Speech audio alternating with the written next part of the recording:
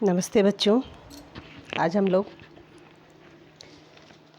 सुरभि भाषा संपदा अष्टम की हिंदी पाठ्य पुस्तक पाठ 15 बड़े घर की बेटी पढ़ाने वाले हैं। तो इस कहानी को हम 4 भागों में बांटे।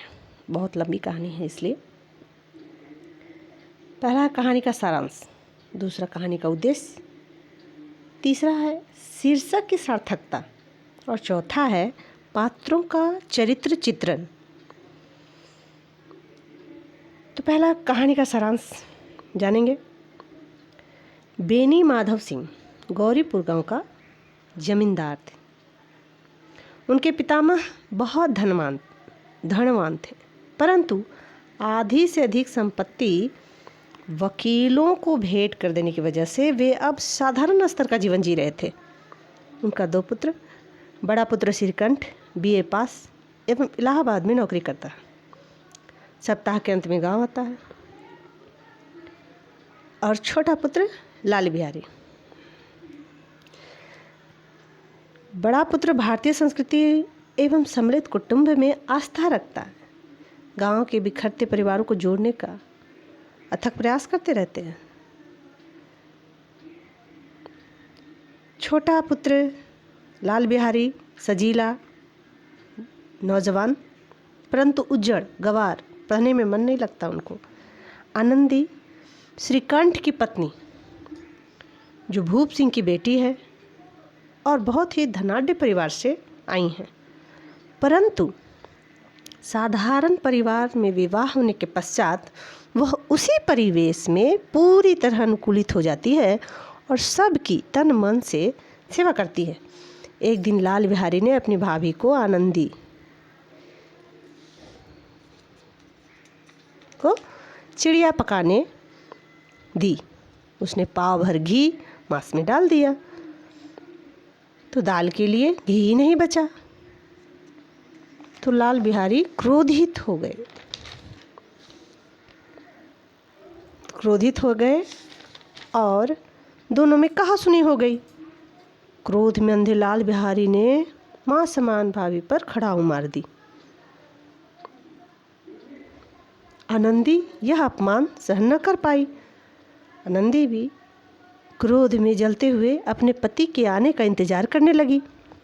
जब श्रीकंठ आए तो सारा वृत्तांत सुनकर वे बहुत क्रोधित हुए।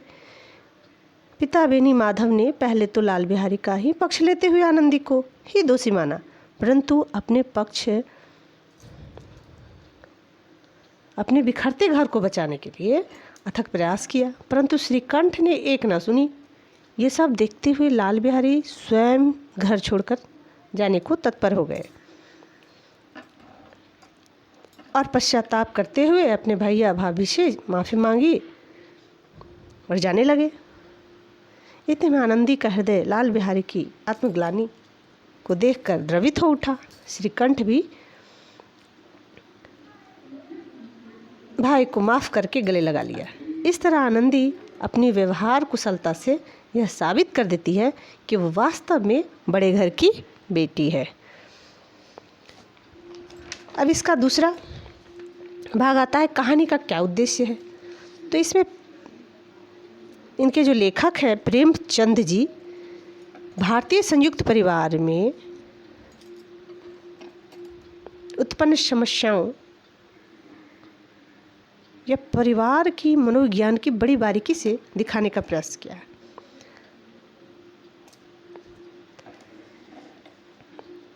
बात का बतंगड़ होना या समस्या कलह को कैसे आपसी समझदारी से बिगड़ती परिस्थिति को सामान्य करने का हुनर दर्शाया गया है।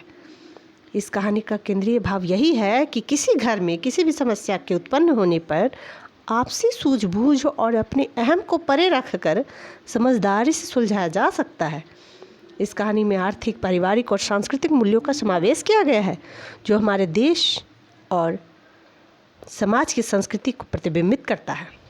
इस प्रकार भारतीय संस्कृति व पारिवारिक मूल्यों को दिखाना ही इस कहानी का प्रथम उद्देश्य है। साथ ही साथ लेखक यह भी बताने का प्रयास किए हैं कि पारिवारिक स्नेह एवं सामंजस्य बनाए रखने के लिए घर की बहु बेटियों की अहम भूमिका होती है।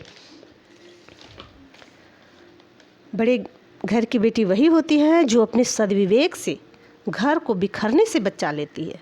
लेखक नारी सम्मान की सुरक्षा पर भी जोर देते हैं। भारतीय संस्कृति में नारी की को पूजनीय माना गया है। मनु द्वारा रचित प्राचीन हिंदू मनुस्मृति में कहा गया है, यत्र नार्यस्तु पूज्यन्ते रमन्ते तत्र देवता, अर्थात जहाँ नारियों की पूजा होती है वहीं देवता का निवास होता है। अब दूसरे बिंदु में है शीर्षक की सार्थकता। शीर्षक की सार्थकता, इस कहानी के आरंभ में संपन्न सुख सुविधाओं वाला घर था जहाँ से आनंदी आई थी, उसे बड़ा घर कहा गया। परंतु कहानी के अंत में जैसे ही आनंदी अपने टूटते बिखरते घर को अपने सूझबूझ से बचा लेती है, वहाँ इस बड़े घर का अर्थ बदल जाता है। अर्थात ऐसा घर जहाँ प्रत्येक सदस्य जीवन मूल्यों का पालन करते हुए आदर्श स्थापित करता है। प्रेमचंद्र जी ने इस कहानी के माध्यम से यथार्थ के साथ एक आदर्श स्थापित करने का प्रयास किया है। घर की बहू का पारिवारिक स्नेह व सामंजस्य को बनाए रखने में अहम योगदान है। ये उस घटना से सिद्ध हो जाता है जब आनंदी अपने क्रोध को भूलकर अपने विवेक से बिगड़ते हुए बात को संभाल लेती है और परिवार में आपसी सौहार्द और सहनशीलता से टूटते परिवार को बचा लेती है। इस तरह शीर्षक में बड़े घर का अर्थ पैसे वाला या संपन्न घर नहीं, बल्कि संस्कार सिखाने वाला है घर समझ आता है। बड़े घर का अर्थ लेखक जीवन मूल्यों से संपन्न घर के रूप में प्रतिपादित करते हैं। इस तरह से यह कहानी बड़े घर के इर्द गिर्द घूमती रहती है। अतः इस कहानी का शीर्षक पूर्ण रूप से योग्य, सार्थक एवं उचित है। तो दोस्तों, अब हमें नेक्स्ट अगले पहलू को समझेंगे। तीसरा है आखिरी, पात्रों का चरित्र चित्रण। इसमें पात्र हैं जो मुख्य पात्र के रूप में आनंदी उच्च कुल की पढ़ी लिखी, गुणी, सुशील, सभ्य, व्यवहार कुशल एवं पतिपरायण नारी है। वह अच्छे संस्कारों वाली स्त्री है। वह अपने आप को परिस्थितियों का अनुकूल ढाल लेती है। घर के ऐशो आराम की आदत होते हुए भी शादी के बाद साधारण परिवार में खुशी से रहती है और पूरी श्रद्धा से अपने ससुर, पति एवं देवर की सेवा करती है। वह बहुत परिश्रमी है। वह घर का सारा काम पूरे दायित्व से करती है। उसके मायके की निंदा सही नहीं जाती। वह अति स्वाभिमानी भी है। अपने देवर के द्वारा किए गए अपमान को सहन नहीं कर पाती है। अपने आत्मसम्मान की रक्षा हेतु आवाज़ उठाती है, परंतु परिवार की एकता को ज़्यादा महत्व देती है। अपने अपमान को भुलाकर परिवार को टूटने से बचा लेती है। बिगड़ी बात को सूझबूझ, व्यवहार कुशलता से, सहृदयता से अपने देवर को क्षमा कर देती है तथा सबकी प्रशंसा का पात्र बन जाती है और अपने व्यवहार से यह सिद्ध कर देती है कि वह बड़े घर की बेटी है। अगले पात्र के रूप में है बेनी माधव।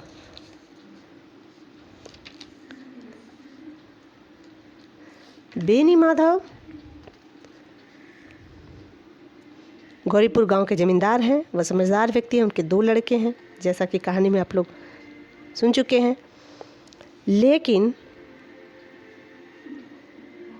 लाल बिहारी द्वारा किए गए अनुचित व्यवहार पर वह कोई प्रतिक्रिया नहीं देते हैं, बल्कि श्रीकंठ के कहने पर उसका पक्ष लेते हुए आनंदी को ही दोष ठहराने लगते हैं।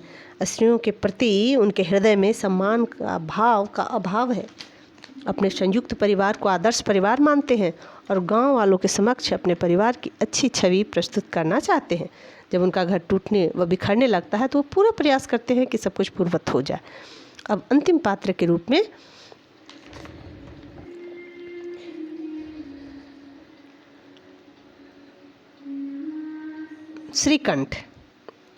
श्रीकंठ जो हैं उनके बड़े बेटे हैं। वह सुशिक्षित, परिश्रमी, BA पास। वह अपनी सेहत से अधिक अपनी पढ़ाई की चिंता करते हैं। फलतः उनका शरीर दुर्बल है। अंग्रेजी शिक्षा प्राप्त करने के बाद भी उन्हें पाश्चात्य संस्कृति उन्हें पसंद नहीं है और वह भारतीय संस्कृति, संयुक्त परिवार की परंपरा में विश्वास रखते हैं। भाई के प्रति प्रेम, पिता के प्रति आदर, पत्नी के प्रति सम्मान की रक्षा करने वाले युवक हैं। तो इन पात्रों की चरित्र चित्रण हमने किया और चारों बिंदुओं पर चर्चा की। अब इसके प्रश्न आप हल कर सकते हैं। आज तक के लिए इतना ही। धन्यवाद।